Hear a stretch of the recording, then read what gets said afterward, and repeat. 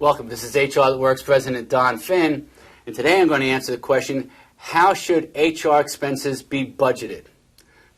Every company has a series of needs surrounding HR, and starting from the top, you can think of the experience of an employee. It begins with hiring and the hiring process. So if you're going to be hiring anybody this year, what steps you have to go through to hire people, what's the time, and what's the out-of-pocket expense associated with that process.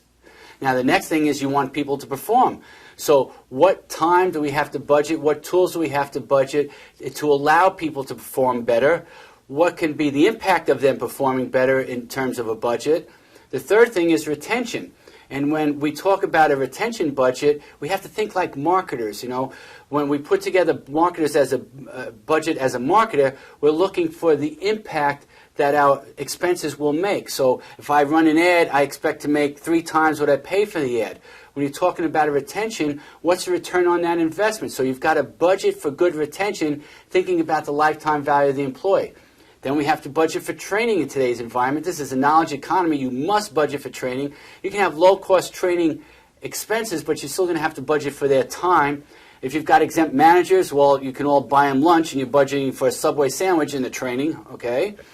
Then, of course, there's the compliance aspects, training for compliance, any legal help that you might need, any programs like HR That Works you might be using. So you want to talk about compliance as part of your budget. And then the last part of it is, when I say compliance, we're also talking about things like safety and benefits administration and all those things that can get you in trouble. And the last part about it is, how do we kind of lift the spirits? How do we budget celebrations? How do we budget things to build team fabric? How do we budget ways to make people feel better about themselves? What kind of rewards or gifts can we give? That should go in the budget too. So those are the basic line items that will go in a budget. I hope that helped you. Take care.